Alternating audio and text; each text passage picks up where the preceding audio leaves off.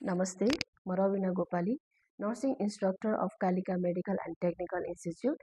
आज म तपाईहरूलाई सिपिआरको स्टेप बाई स्टेप प्रोसिडर देखाउन गइरहेको छु। सिपिआर भनेको कार्डियोपल्मोनरी रिससिटेसन, जसलाई हामीले बेसिक लाइफ सपोर्ट पनि भनिन्छ र यो स्किल हामी सबैजनाले जान्नै पर्ने कुरा हो। सिपिआर भनेको कार्डियोपल्मोनरी रिससिटेसन, यो चाहिँ एमर्जेन्सी प्रोसिडर जसमा हामीले चेस्ट कम्प्रेसन र आर्टिफिसियल ब्रिदिङ दिएर गर्नुपर्छ। कुनै पनि भिक्टिम यदि सडनली फेन्ट हुनुभयो, हार्ट एट्याक हुनुभयो अथवा कार्डियक एरेस्ट भएर ढल्नुभयो भने त्यो कन्डिसनमा उहाँको भाइटल अर्ग्यान्सलाई रिफङ्सनिङ अथवा रिस्टोर गर्नको लागि हामीले सिपिआर दिनुपर्छ। यदि कुनै पनि भिक्टिम सडनली हार्ट एट्याक भएर अथवा कार्डियक एरेस्ट भएर बेहोस हुनुभयो अथवा फेन्ट हुनुभयो भने भिक्टिमलाई चाहिँ ग्राउन्ड लेभलमा, सर्फेस लेभलमा कम्फर्टेबल पोजिसनमा राख्ने, त्यसपछि उहाँको रेस्पोन्स चेक गर्ने बेलामा चाहिँ हामीले उहाँलाई बोलाउनुपर्छ। हेलो हेलो दाई भनेर बोलाउने। यदि कुनै पनि रेस्पोन्स आएन भने तुरुन्तै अथवा इमिडिएटली हामीले साउट फर हेल्प, जति पनि नजिकका मान्छेहरू छ हामीले बोलाउने अनि 102 एमर्जेन्सी मेडिकल सर्भिसमा चाहिँ हामीले फोन लगाउनुपर्छ।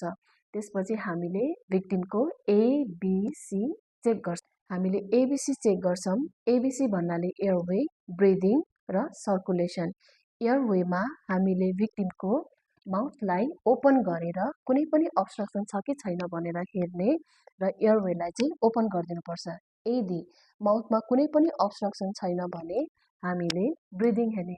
ब्रिदिङ चाहिँ हामीले भिक्टिमको नोज र माउथमा उहाँले सास फेर्नुभएको छ कि छैन भनेर हाम्रो एयरलाई चाहिँ नियर बाई लगेर सुन्ने। उहाँले सास फेर्नुभएको छ कि छैन भनेर चाहिँ हामी क्लियर हुने र नेक्स्ट ह्यान्ड चाहिँ हामीले भिक्टिमको चेस्ट अथवा एब्डोमेनमा राख्ने। यदि उहाँले सास फेर्नुभएको छ भने चाहिँ चेस्ट राइज हुन्छ र यदि उहाँले चेस्ट राइज भएको छैन भने हामीले चाहिँ सर्कुलेसन हेर्नुपर्छ। सर्कुलेसनमा चाहिँ कुनै पनि ब्लिडिङहरू छ कि छैन भनेर सर्फेस एरियामा हेर्ने र सँगसँगै हामीले क्यारोटिड पल्स चेक गर्नुपर्छ। क्यारोटिड पल्स चाहिँ हाम्रो नेकमा हुन्छ, जुन चाहिँ हामीले 10 सेकेन्डसम्म पल्सलाई फिल गर्नुपर्ने हुन्छ। यदि 10 सेकेन्डसम्म हामीले कुनै पनि पल्स फिल गरिएन भने विदाउट डिले हामीले भिक्टिमको कपडालाई चाहिँ ओपन गरिदिने। हामीले चेस्ट कम्प्रेसन गर्ने बेलामा पेसेन्टको चेस्टलाई 4 पार्टमा हामीले डिभाइड गर्छौँ र 4 पार्टमा डिभाइड गरिसकेपछि centre of the chest or between the nipples हामीले चाहिँ हाम्रो पामलाई राख्छौँ र नेक्स्ट ह्यान्ड हामीले चाहिँ ओभरल्याप गरेर क्लेन्स गर्छौँ र चेस्ट कम्प्रेसन गर्ने बेलामा जुन हाम्रो 2 इन्च अर 5 सेन्टिमिटर चाहिँ हामीले डेप्थमा जानुपर्छ र 1 मिनटमा 100 to 120 टाइम्स कम्प्रेसन चाहिँ दिइसक्नुपर्छ र यसलाई चाहिँ हाम्रो 30:2 लाई 1 साइकल भनिन्छ र 30 कम्प्रेसन गरेर 2 रेस्क्यु ब्रेथ दिनुपर्छ। जस्तै 1 2 3 4 5 6 7 8 9 10 11 12 13 14 15 16 17 18 19 20 21 22 23 24 26 27 28 29 30 र 30 कम्प्रेसन गरिसकेपछि हामीले 2 रेस्क्यु ब्रेथ दिने।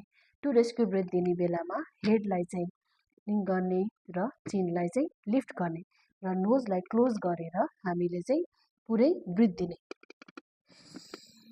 1 2 र ब्रिथ दिने बेलामा भिक्टिमको चेस्ट चाहिँ राइज हुनुपर्छ र हामीले फेरि रेस्पोन्स हेर्छौँ। उहाँको रेस्पोन्स आएको छ भने हामीले स्टप गर्छौँ। यदि उहाँको रेस्पोन्स आएको छैन भने विदाउट डिले इमिडिएटली हामीले फेरि चेस्ट कम्प्रेसन गर्ने।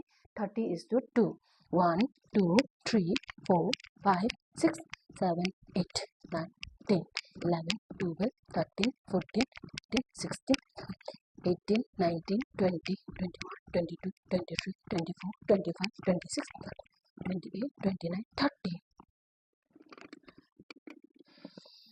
1 2 हामीले यो साइकल कहिलेसम्म कन्टिन्यू गर्ने भन्दा जबसम्म भिक्टिमको रेस्पोन्स आउँदैन तबसम्म कन्टिन्यू गर्छौँ अथवा जबसम्म मेडिकल सर्भिस आउनुहुन्न तबसम्म हामीले यो साइकललाई चाहिँ कन्टिन्यू गर्नुपर्छ। आज चाहिँ हामीले सिपिआरको स्टेप बाई स्टेप प्रोसिडर सिक्यौँ र आगामी दिनहरूमा तपाईँहरूलाई अरू फर्स्ट एड टपिक लिएर आउनेछु। Thank you.